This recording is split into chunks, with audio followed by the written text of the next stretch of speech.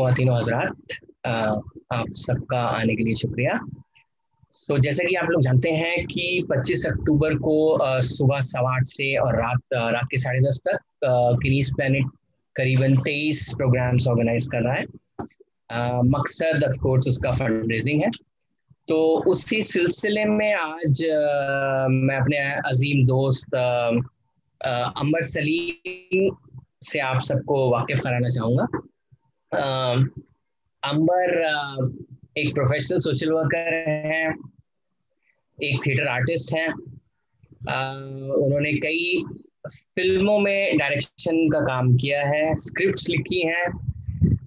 तो और एक कुकरी चैनल भी वो चलाते हैं।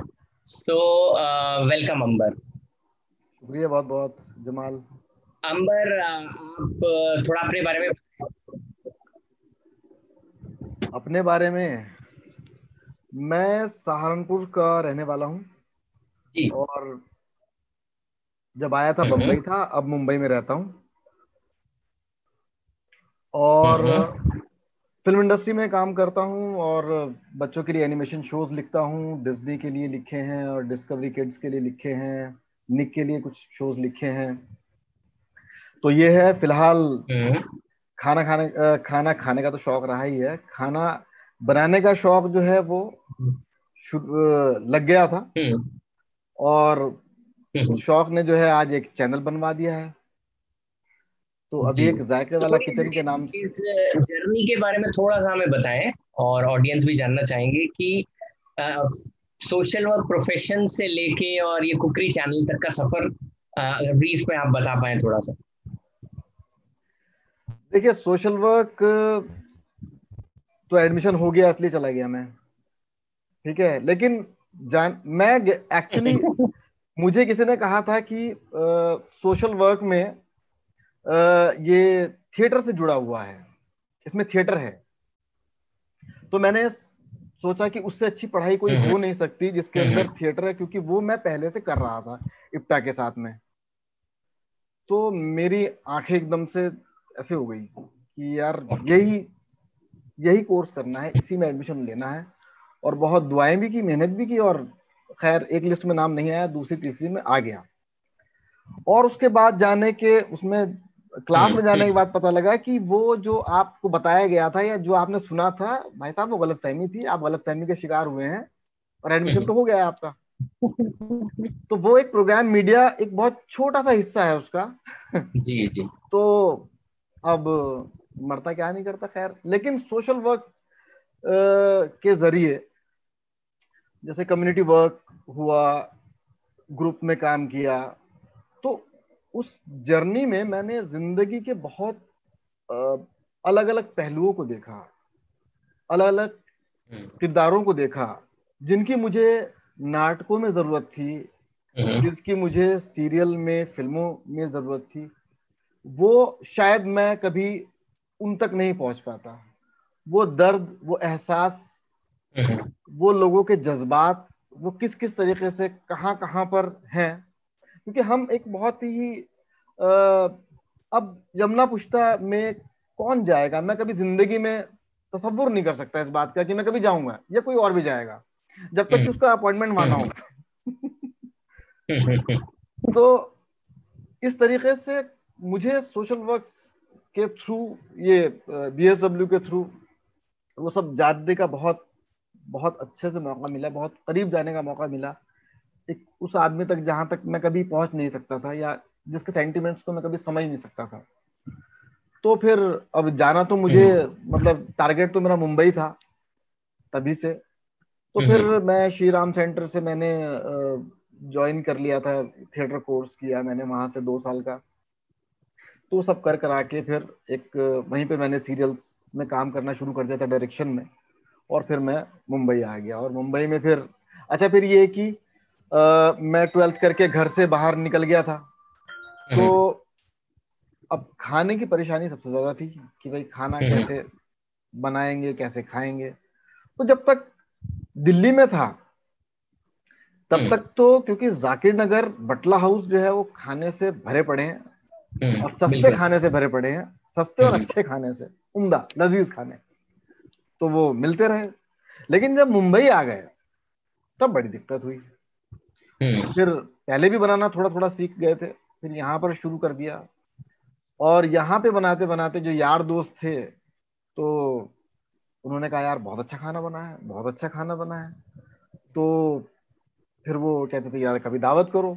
तो फिर दावत, या कभी मेरी दावत होती थी, तो मेरी दावत कभी खाने के लिए नहीं होती थी, मेरी दावत होती थी बनाने के लिए। बनाइए, आइए हमारे घर, बनाइए और हमें भी खिलाइए और आप भी खाइए।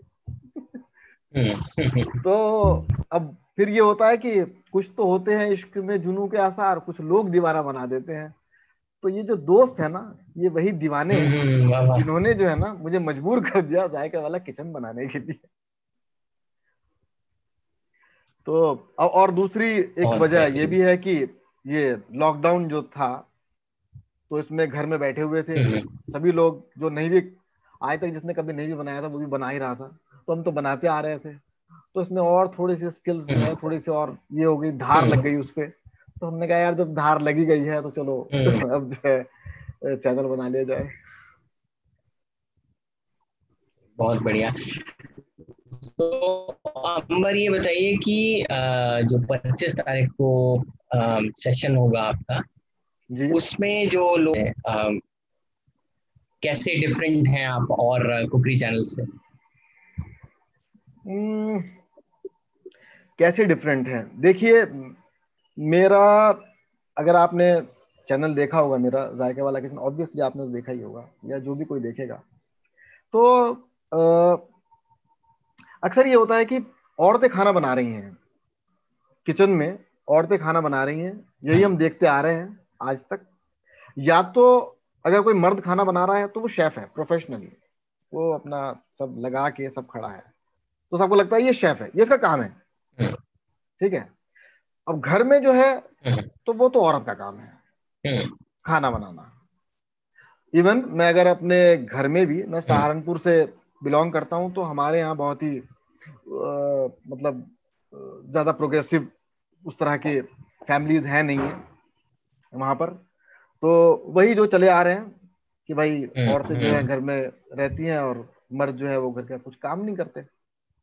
तो अगर मैं जाकर किचन में कभी मैंने खाना बनाना हम्म शुरू कर दिया या कुछ बना लिया, तो अच्छा घर की, जो घर में हमारे जो मेरी बहनें हैं या मेरी अम्मी हैं, तो वो तो फैमिलियर है, लेकिन अगर कोई इधर उधर की औरत कोई देख लेना, तो मतलब वो देख कर ऐसे करके कहने लगे, हम्म आंखों ही आंखों में बता जाएगी, कहने लगे भाई ये क्या कर रहे हो। हम्म तो उस तरह का उस तरह का कल्चर है। तो मेरा चैनल, हाँ मैं ये कह रहा था कि मेरा चैनल जो है, इसमें यह है कि एक आदमी है, एक नॉर्मल मेरा किचन है जो सबका किचन होता है जिस तरह से, उसमें एक आदमी खाना बना रहा है, और जो कैमरे के पीछे मेरी वाइफ नूरीना, वो हम्म कर रही हैं और मैं खाना बना रहा हूँ। ये अभी तक मुझे नहीं लगता कोई यूट्यूब पे आपको चैनल इस तरह का मिलेगा, या मिलेगा तो एक दो ही कोई होगा जिसमें मर्द खाना बना रहा है और औरत शूट कर रही है। नॉर्मली ये होता है कि हम्म औरत जो है वो मर्द से रिक्वेस्ट करती है, हम्म कहने लगे मैं कुकरी चैनल बनाना हम्म चाहती हूँ, अजी अजी अजी अजी प्लीज प्लीज प्लीज शूट कर दीजिए। तो वो उस पर रहम खा के तरस खा के शूट कर देते हैं। तो खैर मेरे पे रहम और तरस जो है मेरी बीवी खा रही है। हम्म। तो आपसे बहुत उम्मीदें हैं, देखते हैं कि उस दिन आप क्या प्रेजेंट करने वाले हैं। मेरा अगला सवाल ये होगा कि क्योंकि ये 25 तारीख का जो इवेंट है गिनीज प्लेनेट के फंड रेजिंग के लिए है, जी जी जी। सो आप क्यों अपना वक्त गिनीज प्लेनेट को दे रहे हैं? थोड़ा सा उस बारे में बताइए। अह, देखिए जमाल, ऑफ इस कोर्स हम वक्त एक दूसरे को जानते हैं और हम जानते हैं जी। बड़े हैं, वो एक रीजन है। जी जी वो इसके रीजन है। अलावा क्या रीजन? देखो, एक रीजन सबसे बड़ा ये है कि आज के वक्त में, आज जिस तरह के हालात हैं, जहां पर लोग जो है अपनी रोजी रोटी के लिए मतलब परेशान हैं, आपको आपको अपनी ही आमदनी का सोचना पड़ रहा है कि कैसे होगा, क्या होगा, कैसे नहीं होगा, ठीक है। और उसमें इसके बीच और इसके बावजूद, इतने अपोजिट हालात होने के बावजूद, ये इसलिए नहीं कह रहा हूं जमाल तुम मेरे दोस्त हो, या मैं उस तरीके से आपको बता रहा हूं, तो लेकिन इस बीच में आप जिस तरीके से ऑनलाइन लोगों को इकट्ठा करके फंड रेज करने का, उनके लिए जिनको मतलब हमारे से भी कई गुना ज्यादा जरूरत है, उनके लिए जो ये एफर्ट कर रहे हैं, इस एफर्ट को मैं सलाम करता हूँ। शुक्रिया शुक्रिया। और मुझे मतलब मैं खुशनसीब हूं, मैं खुशनसीबी है मेरी कि मैं इससे जुड़ रहा हूँ। तो अंबर, आज का ये सभा हम खत्म करेंगे, लेकिन उससे पहले मैं जरूर बोलना चाहूंगा, रिक्वेस्ट करना चाहूंगा आपसे, आपके फ्रेंड से, जो हमारे नेटवर्क के लोग हैं उनसे, कि 25 तारीख को जरूर पार्टिसिपेट करें। हम लोग फुल डे पास ऑफर कर रहे हैं, जो कि सिर्फ 1500 रुपीज में है। और अगर कोई चाहे कि सिर्फ एक सेशन या 2 सेशन में पार्टिसिपेट करना चाह रहे हो, तो वो 500 रुपये पर सेशन देके भी पार्टिसिपेट कर सकते हैं। सो यही मेरी रिक्वेस्ट रहेगी लोगों से। शुक्रिया। शुक्रिया।